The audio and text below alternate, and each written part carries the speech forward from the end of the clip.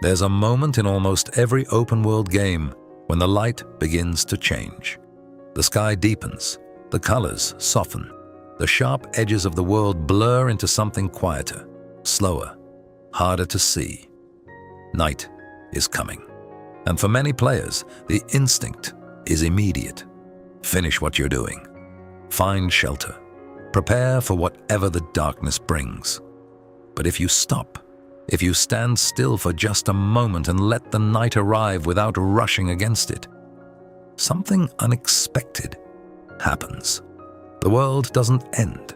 It transforms. The sounds change. The air feels different. The stars appear, and the world you thought you knew reveals a version of itself that only exists in the dark. Night in a game is not a punishment. It was designed. It was intended. It is part of the world just as much as the daylight is. And that perhaps is something worth sitting with. We live in a culture that is deeply suspicious of darkness. Not just the literal kind, though we've done everything possible to eliminate that too. Filling our cities with light until the stars themselves have become difficult to find. But the metaphorical kind, the dark periods, the slow seasons, the times when energy is low and progress is unclear, and the path forward is harder to see than it was before. We treat these periods as problems to be solved, symptoms to be treated, evidence that something has gone wrong. We push through, we optimize, we fill the silence with noise and the stillness with activity, because stillness feels dangerously close to giving up. But what if the darkness isn't a malfunction? What if it's part of the design? Every living system on Earth, every plant, every animal, every human body is built around cycles. Light and dark, active and dormant, growth and rest.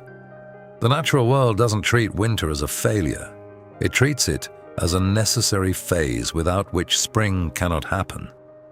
Games, quietly and without making a big point of it, remind us of this.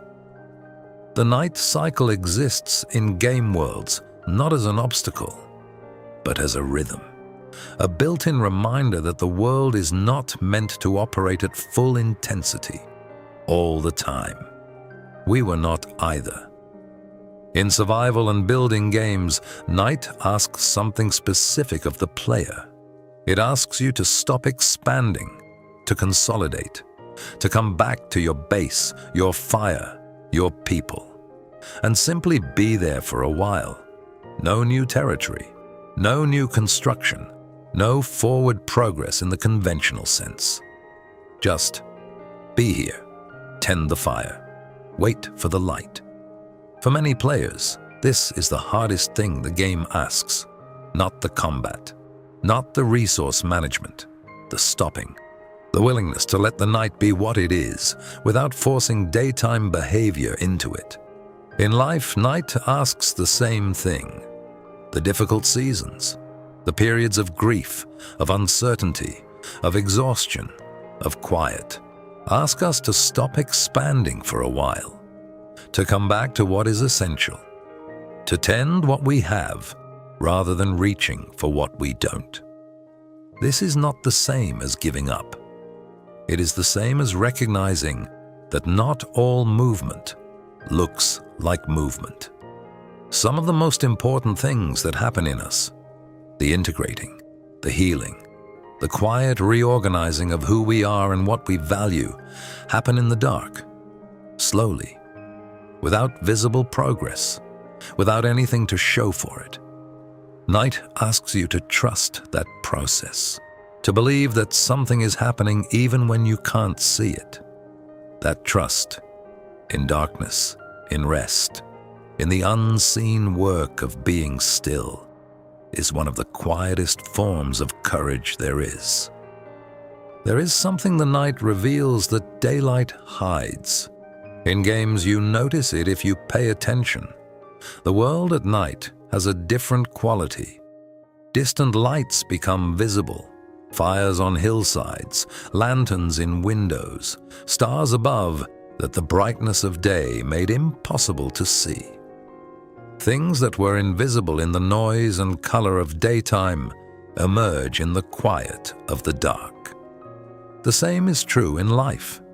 In the busy, forward-moving phases, when everything is going well and the pace is high, certain things go unnoticed. Small dissatisfactions we don't have time to examine. Values we've drifted away from without realizing it. Relationships that need attention. Questions we've been moving too fast to ask.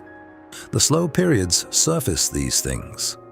The dark seasons make them visible, precisely because the usual noise and activity have quieted. This is part of what makes difficult periods so difficult. It isn't only the external circumstances, it's what the stillness reveals. But that revelation is also a gift, even when it doesn't feel like one. The questions the darkness asks are the ones that matter most. Who am I without the momentum? What do I actually want when the noise settles? What have I been moving too fast to see? These are not comfortable questions, but they are important ones. And they tend to find us, not in the bright, busy seasons, but in the quiet ones, in the night. Somewhere along the way, many of us absorbed a belief that rest is something you earn. You work first, you produce, you achieve. And then, if you've done enough, if you've been productive enough, you are permitted to rest, temporarily, until it's time to work again. This belief is so pervasive that most people carry it without ever having consciously chosen it.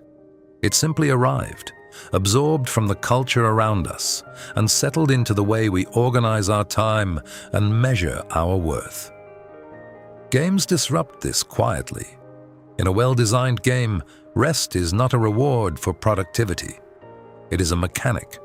It is built into the world as a necessary and recurring part of the cycle. You don't earn the night by having a good enough day. The night comes regardless.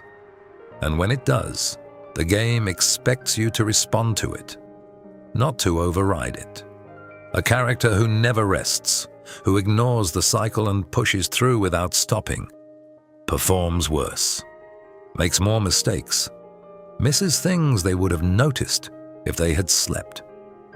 The game models what we resist believing, that rest is not the opposite of performance. It is a component of it. The tired mind does not simply slow down. It begins to perceive the world differently, less accurately, less creatively, with less access to the things that make us most human. Patience, perspective, the ability to see beyond the immediate problem to the larger pattern. Rest restores these things, not as a luxury, as maintenance. The night cycle in a game is not downtime. It is part of the work. Sometimes in games, night lasts longer than it should. Weather systems roll in. Storm mechanics extend the darkness. And what you expected to be a brief pause becomes something you have to settle into more deeply than you planned. This happens in life too. The difficult period stretches. The slow season extends past the point where you expected to see light again, and something shifts in the quality of the waiting, from temporary inconvenience to something that begins to feel permanent. This is the hardest version of the night, not the brief darkness between one good day and the next, but the extended one.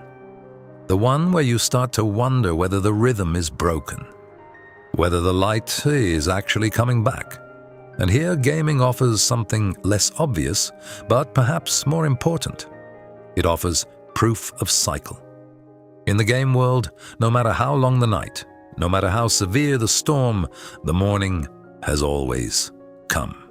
Not because you forced it, not because you were productive enough, or optimistic enough, or sufficiently deserving. It came because that is how the world is built. Cycles complete. Light returns. Not always on the schedule we hoped for, but reliably, consistently, as part of a rhythm older and larger than any single night. That is not a small thing to be reminded of. There is a kind of skill that games quietly develop in patient players. The ability to be present in the night, not just enduring it, not white-knuckling through it until daylight returns, but actually inhabiting it, moving through it with attention, finding what it offers. Night in many games has its own rewards. Resources only available after dark.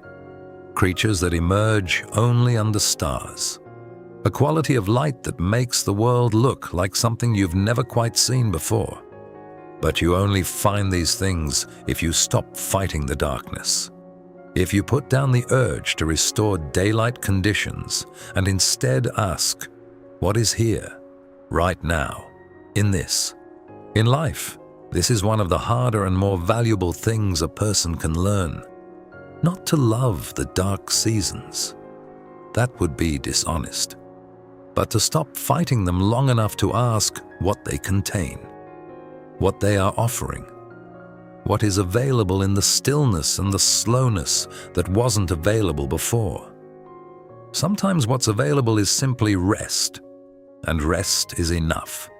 Sometimes it's clarity, a question answered, a direction revealed, a sense of what matters that the noise of daylight had been drowning out. Sometimes it's simply the reminder that you are still here, still moving, still tending your fire in the dark. And that, on the harder nights, is more than enough. If you're in a night cycle right now, in a game or anywhere else, I want you to hear this. The darkness is not a mistake. It was designed, it has a purpose, and it will complete.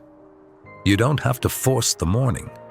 You don't have to perform wellness or manufacture progress while the world is asking you to be still. Tend your fire. Stay close to what matters. Let the night be what it is. The light has always come back. It will come back again. Take care of yourself. I'll see you in the next one.